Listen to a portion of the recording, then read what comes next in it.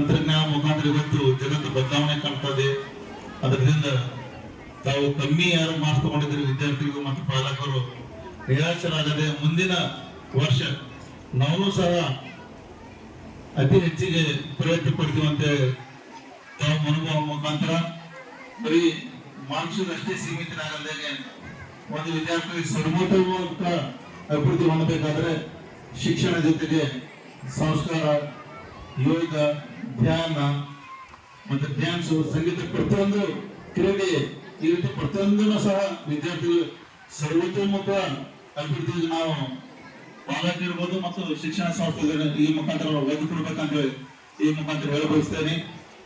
ಈಗಾಗಲೇ ಕ್ರೀಡಾ ಕ್ಷೇತ್ರದಲ್ಲಿ ನೋಡ್ಬೇಕಂತಂದ್ರೆ ನಮ್ಮ ಭಾರತ ದೇಶ 140 ಕೋಟಿ ಜನಸಂಖ್ಯೆ ಇದ್ರೂ ಸಹ ನಾವು ಪ್ರತಿ 4 ವರ್ಷಕ್ಕೊಮ್ಮೆ ಏನು ಒಲಿಂಪಿಕ್ಸ್ ವಿಶ್ವವಿದ್ಯಾಲಯದ ಜಾತ್ರೆ ನಡೀತದೆ. ಅದರಲ್ಲಿ ನಮ್ಮ ಭಾರತದ ದೇಶದ ಪ್ರಗತಿ ಒಂದು ಬರೀ ಒಂದು ಗೋಲ್ಡ್ ಮೆಡಲ್ಗಾಗಿ ಇಡೀ ನಾವು ಭಾರತೀಯರ ಕಾತರರಾಗಿದ್ದೆವು.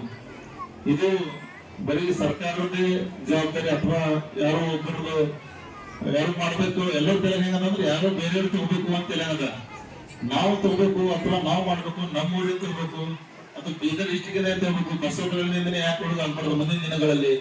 ಅದಕ್ಕೆ ನಾವೆಲ್ಲ ಬರೀ ಶಿಕ್ಷಣಕ್ಕೆ ಒತ್ತು ಕೊಟ್ಟಿದ್ದೆವು, ಕ್ರೀಡೆಗೆ ಒತ್ತು ಕೊಡಲಾರ ಕಡೆಯಿಂದ ಈ ರೀತಿಯಾಗಿದೆ. ಅದಕ್ಕೆ ಮುಂಬರುವ ದಿನಗಳಲ್ಲಿ ನಾವು ಎಷ್ಟು ಶಿಕ್ಷಣಕ್ಕೆ ಮಹತ್ವ ಕೊಡ್ತೇವೆ, ಕ್ರೀಡೆಗೂ ಸಹ ಅಷ್ಟೇ ಒತ್ತು ಕೊಟ್ಟಲ್ಲಿ ಈ ಒಲಿಂಪಿಕ್ಸ್ ನಲ್ಲಿ ಸಹ ನಾವು ಭಾರತೀಯ ಪದಕ ಗಳಿಸಲಿ ಸಾಧ್ಯ ಆಗುತ್ತೆ ಅಂತ ತಿಳಿಸುತ್ತಾ, ಮತ್ತೆ ಇಲ್ಲಿಗೆ ಏನು ಆಗಮಿಸುವ ವಿದ್ಯಾರ್ಥಿ ಬಾಂಧವರು ನಾವೆಲ್ಲ ಮುಂದೆ ಈ ಶಿಕ್ಷಣ ಸಂಸ್ಥೆ ತಕ್ಷಣ ಕಲಿತ ತಕ್ಷಣ ತಾವು ಈ ಶಿಕ್ಷಣ ಸಂಸ್ಥೆಯನ್ನು ಮರೆಯಲಾರದು ಮತ್ತು ತಮ್ಮ ತಾಯಿ ತಂದೆ ಮತ್ತು ಸಮಾಜಕ್ಕೂ ಸಹ ಚಿರಋಣಿಯಾಗಿ ಮತ್ತೆ ಯಾರಾದರೂ ಶಿಕ್ಷಣದಲ್ಲಿ ಅವಕಾಶ ಹೊಂದಿದ್ರೆ ಅಂತವರಿಗೆ ಮಿನಿಮಮ್ 8 ಜನರಾದ್ರೂ ನೀವು ಆರ್ಥಿಕವಾಗಿ ಆಗಲಿ ಅಥವಾ ಅವರಿಗೆ ಮೋಟಿವೇಶನಲ್ ಅವರಿಗೆ ಮುಂದೆ ಎಜುಕೇಶನ್ ಸಹಾಯ ಮಾಡೋದಾಗ್ಲಿ ತಾವು ಸಮಾಜದಲ್ಲಿ ಒಬ್ಬ ಮಾದರಿ ವ್ಯಕ್ತಿಯಾಗಿ ಹೊರಹೊಮ್ಮಬೇಕಂತ ತಿಳಿಸುತ್ತಾ ಈ ರಿಸಲ್ಟ್ ಅನೌನ್ಸ್ ಡೇ ಕಾರ್ಯಕ್ರಮಕ್ಕೆ ನನಗೆ ಆತ್ಮೀಯವಾಗಿ ಕರೆಸಿ 2 ಮಾತಾಡೋಕೆ ಅವಕಾಶ ಮಾಡುವಂತ ಮುಜಾದ್ ಪಾಷಾ ಮತ್ತು ಅವರ ತಂಡದವರಿಗೂ ಧನ್ಯವಾದ ತಿಳಿಸುವ ನಾನು ಮುಗಿಸ್ತೀನಿ. ಜೈ ಹಿಂದ್, ಜೈ.